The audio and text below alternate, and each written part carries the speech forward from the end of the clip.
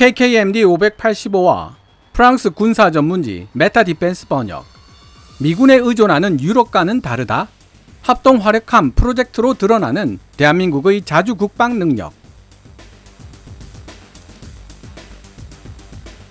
영어로는 아스날십, 우리말로는 합동 화력함으로 번역되는 수상 전투함은 미 해군 참모총장이었던 제레미 마이클 보더 제독의 아이디어로부터 출발한 것으로 알려지고 있습니다.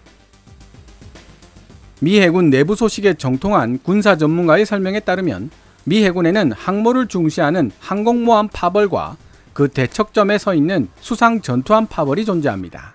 수상 전투함 파벌이었던 보더 제독은 강력한 함대지 공격력을 갖춘 스텔스 함정을 개발하여 배치한다면 항모 함재기의 대지상 공격력에 대한 의존도를 대폭 낮출 수 있을 것이라고 생각했죠. 무엇보다 미 육군이 사용하고 있던 전술지대지 탄도미사일 에이테킴스를 해군용으로 개조한 네이테킴스를 해당 스텔스 함정에서 대량으로 발사한다면 항모 함재기를 통한 공대지 공격보다 요격이 어렵고 신속한 결과를 얻어낼 수 있다는 장점이 부각되었습니다.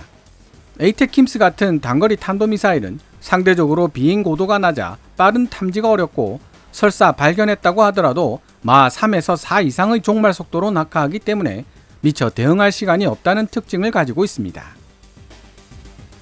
하지만 보더 제독이 주창했던 아스날십은 미 해군의 주류를 이루고 있는 항공모함 파벌의 강력한 반대에 부딪혔고 결국 폐기되고 말았습니다. 그 이후로 아스날십 개념을 도입한 해군은 전 세계 그 어디에서도 찾아볼 수 없었는데요. 대한민국 해군이 세계 최초로 합동 화력함이라는 이름으로 아스날십을 도입하려 노력하고 있고, 프랑스의 군사 전문지 메타 디펜스는 네이버 뉴스의 기사를 인용하며 대한민국의 모범적인 자주 국방 노력에 대한 이야기를 하고 있습니다. 메타 디펜스의 기사 The design of the South Korean Navy's Arsenal Ship has begun. 대한민국 해군의 아스날십 설계가 시작되었다를 함께 살펴보고 이야기를 이어나가 보도록 하겠습니다. 기사 원문은 노란색 글자로 표시됩니다.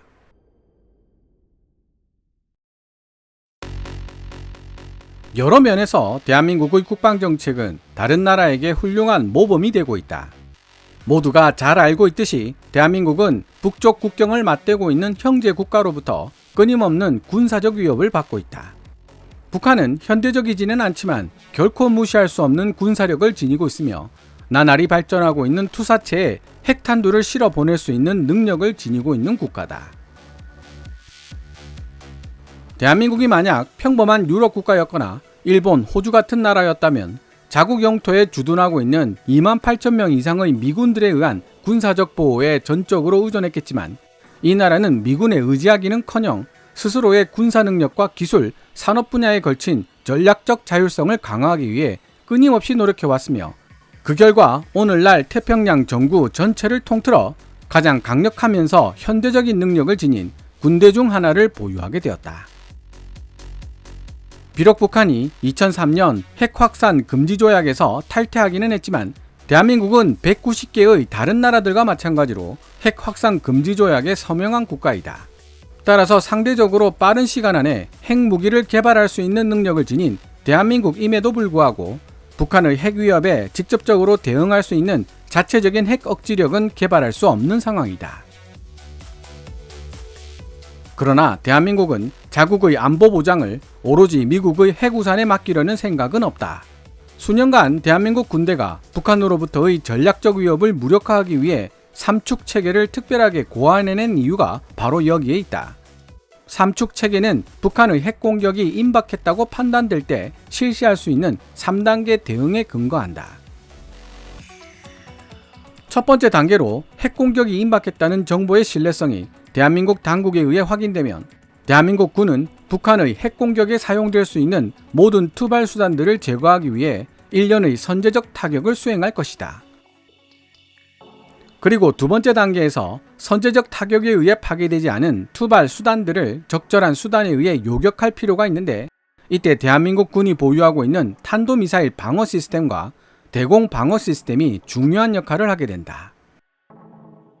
마지막으로 핵 위협이 제거된 이유를 상정한 세 번째 단계는 지휘 벙커, 통신수단, 물류 창고 등과 같은 북한 내부 핵심 목표물들을 전멸시켜 북한이 가진 공격 수단들을 철저하게 무력화시키는 것을 목표로 한다. 대한민국의 삼축 체계는 여론을 안심시키기 위한 정치적 허수아비에 불과한 존재가 아니다. 사실 대한민국 역대 정부들은 각기 서로 다른 정치적 성향을 지니고 있었지만 삼축 체계를 가능한 효과적으로 시행할 수 있는 수단을 군 지휘부에게 제공하기 위해 수년간 노력해왔다. 대한민국 공군이 5세대 스텔스 전투기 F-35와 4.5세대 멀티롤 전투기 KF-21 보라매, 그리고 다양한 대공 방어 및 탄도미사일 방어 시스템을 자체적으로 보유하고 있는 이유가 바로 여기에 있다. 대한민국 육군은 현무 시리즈 같은 가공할 위력을 지닌 장거리 타격 능력을 개발하고 있으며, 대한민국 해군도 세종대왕급 이지스 구축함 같은 대형 수상 전투함과 도산 안창호급 잠수함 등을 통해 상당한 수준의 지상 목표물 타격 능력과 4만 톤 이상의 중형 항모를 확보할 계획을 가지고 있다. 새로운 유형의 전투함인 합동화력함에 대한 연구계약 체결이 4월 13일에 발표되었는데, 대한민국 합동화력함은 최소 80발 이상의 탄도미사일을 탑재할 것으로 예상되며, 이 신형 전투함 역시 삼축 체계의 테두리 안에서 개발되고 있다. 네이버 뉴스의 보도에 따르면 현지에서 합동화력함이라고 불리는 이 프로그램의 최초 개념 설계 작업은 대우조선해양이 맡게 되었다. 올해 말까지 결과를 도출해야 하는 대우조선해양의 개념 설계에서 제일 먼저 선행되어야 할 작업은 바로 합동화력함에 대한 타당성 조사인데, 그 이유는 새로운 유형의 전투함인 합동화력함에 요구되는 조건, 기회와 도전, 그리고 비용과 작전 능력을 결정하기 위해 참고할 수 있는 해외 해군 전투함이 단 한 척도 없기 때문이다. 만약 올해 안에 결론 내려질 타당성 조사에 의심의 여지가 없다면 향후 5년 안에 2척 혹은 3척의 합동화력함 건조 작업을 시작한다는 목표로 내년부터 설계 단계가 진행될 예정이다. 동시에 대한민국의 무기 조달 기관인 방위사업청은 최근 합동화력함뿐만 아니라 KDX-3 세종대왕급 이지스 구축함을 무장시키려는 의도로 그에 적합한 새로운 탄도미사일 설계에 착수했다고 발표했다. 대한민국이 보유한 세종대왕급 이지스 구축함과 합동화력함에 순항미사일 대신 탄도미사일이 탑재된다면 지금보다 훨씬 더 많은 이점을 누리게 될 것으로 예상되는데, 특히 타격 대상 목표물들이 반응할 수 있는 시간과 파괴에 소요되는 시간을 단축시키고 적 방공망의 잠재적 효율성을 현저하게 줄일 수 있게 된다는 사실이 중요하다. 이러한 두 가지 측면은 삼축 체계의 첫 번째 단계에서 매우 중요한 의미를 가지는데, 북한에 의한 타격이 임박했다는 정보의 확실성을 확보하는 시점과 실제 북한의 주요 시설에 대한 타격 사이에 존재하는 시간적 간격을 훨씬 더 단축시킬 수 있을 것이라는 가정이 가능하기 때문이다. 합동화력함 아스날쉽에 적용되는 전투교리는 대한민국 정부의 대응 능력 배제를 목표로 하는 북한의 예방적 선제 타격 시도를 지금보다 훨씬 더 어렵게 만드는 데 있다. 그럼에도 불구하고 참고할 수 있는 기존 사례가 전무한 합동화력함 분야에 있어서는 모든 것들이 새롭게 발명되고 시험되고 검증되어야만 한다. 그러므로 향후 몇 달, 아니 앞으로 몇 년 동안 대한민국의 엔지니어들과 군인들은 해야 할 일들이 참으로 많을 것이다. 무엇보다 대한민국은 합동화력함처럼 혁신적이면서도 상당한 규모를 자랑하는 국방 프로그램을 여럿 가동하고 있다는 점에서 당분간 한가로운 여유는 찾아보기 힘들 것이다. 지금까지 프랑스의 군사 전문지 메타 디펜스가 게재한 기사를 번역해 보았습니다. 밀리터리 매니아들 사이에서 찬반 주장이 격렬하게 대립하고 있는 한국형 항모 CBX만큼이나 논란의 중심에 서 있는 존재가 바로 합동화력함입니다. 합동화력함에 대해 비판하는 입장은 크게 최대한 많은 수의 미사일을 탑재하기 위해 탐지 및 방공, 대잠 작전 능력을 거의 포기하고 있어 생존성이 낮고 만에 하나 격침된다면 손실이 너무 크다라는 내용으로 요약됩니다. 이에 대해 합동화력함을 옹호하는 입장에서는 장거리 탐지 및 타격 능력이 부족한 북한이 움직이는 미사일 기지인 합동화력함을 정확하게 타격한다는 것 자체가 불가능에 가까운 일이며, 이지스 구축함이나 잠수함 그리고 강력한 대공 방어망으로 보호가 가능한 안전 해역에서 작전을 실시하면 된다고 반박하고 있는 상황이죠. 그러나 프랑스 군사 전문지 메타디펜스의 기사에서 우리가 주목해야 할 부분은 삼축 체계를 구성하는 한 부분으로서 합동화력함이 논의되고 있으며, 삼축 체계에서 핵심적 역할을 맡고 있는 대한민국 육군이 합동화력함 건조에 대해 반대하던 기존 입장을 변경하여 이에 찬성하는 태도를 보이고 있다는 사실입니다.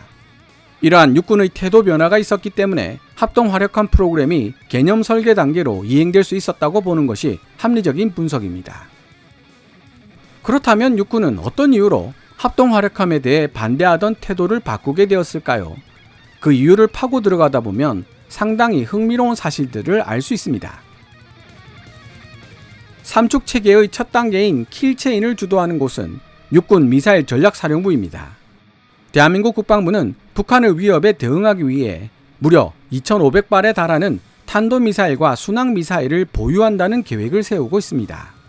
하지만 현재 대한민국 육군이 보유하고 있는 미사일 기지와 이동식 발사대만으로는 급증하고 있는 미사일을 빠른 시간 안에 전개하고 투사하는 것이 어렵다는 지적이 수면 위로 떠오르게 되었습니다.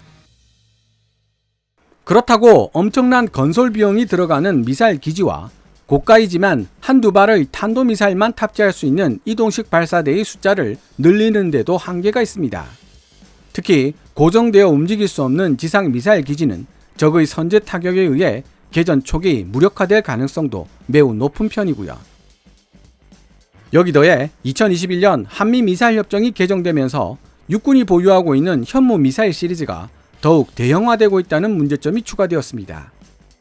최근 그 존재가 드러나고 있는 현무5 탄도미사일의 경우 길이가 15m 이상이고 무려 8톤에 달하는 관통 탄두를 지니고 있을 뿐만 아니라 전체 무게가 36톤이 넘어가는 거대한 덩치를 자랑합니다.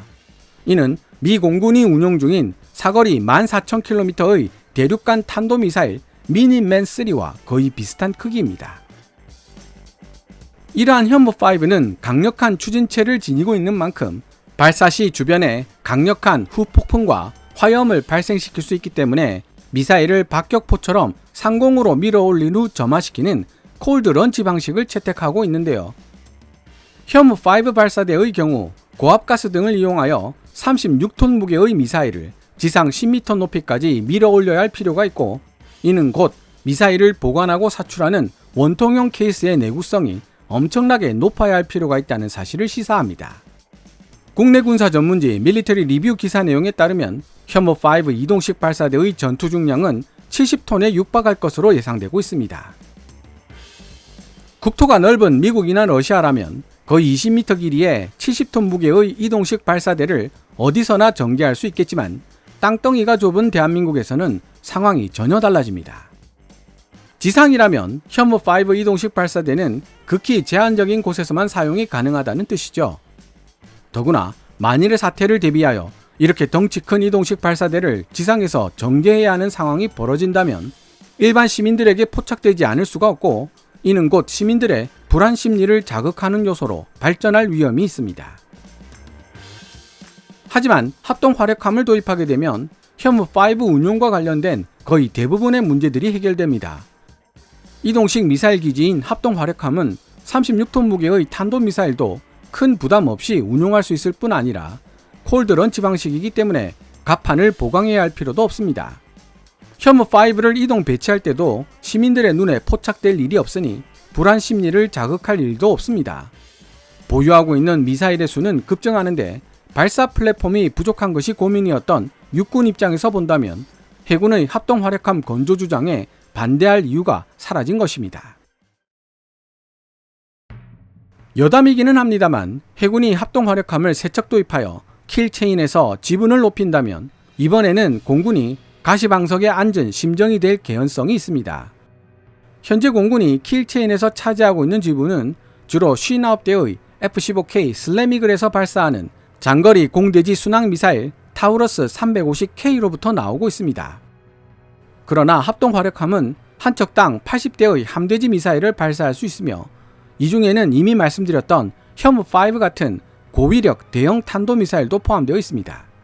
더구나 정조 대항급 이지스 구축함과 차기 한국형 이지스 구축함 KDDX도 진영 탄도미사일들이 탑재되어 킬체인에 합류할 예정이니 공군의 조바심은 당연한 것일지도 모릅니다. 그런 이유로 KF-21 보라매에서 운용이 가능한 천룡 장공지를 개발 중이지만 KF-21 보라매도 도입 수량이 120대 정도라서 당장은 충분한 숫자라고 말하기 어렵습니다. 따라서 KF-16이나 FA-50에서도 운용이 가능한 타우러스 350K2 같은 중거리 공대지 순항 미사일, 일명 중공지 개발이 공군 주도로 본격화될 가능성이 있다고 추론되는데요. 공군 입장에서 봤을 때 수백 대에 이르는 공대지 순항 미사일 발사 플랫폼을 한꺼번에 얻을 수 있는 방법이기 때문입니다. 그동안의 찬반 여부를 떠나 대한민국의 합동화력함 프로젝트가 출항을 시작했습니다. 그 누구도 시도해보지 않았던 분야를 개척해 나간다는 점에서 많은 어려움이 예상되지만 그럼에도 불구하고 만약 성공한다면 K방산의 또 다른 강자로 등장하게 될 가능성이 높다는 생각이 듭니다. 앞으로도 관심을 가지고 계속 지켜봐야 되겠다는 생각이 듭니다. 오늘 KKMD에서 준비한 내용은 여기까지입니다. 방송되었던 내용들은 KKMD 공식 블로그에서도 만나보실 수 있으니 구글이나 네이버 검색창에서 KKMD를 검색해 보시기 바랍니다. KKMD는 여러분들께서 챙겨봐 주시는 광고 수익으로 운영되고 있으며 영상 제작을 지원하고 싶다면 후원 멤버로 가입해 주시면 됩니다. 지금까지 시청해 주셔서 감사합니다. Kevin's Military Channel KKMD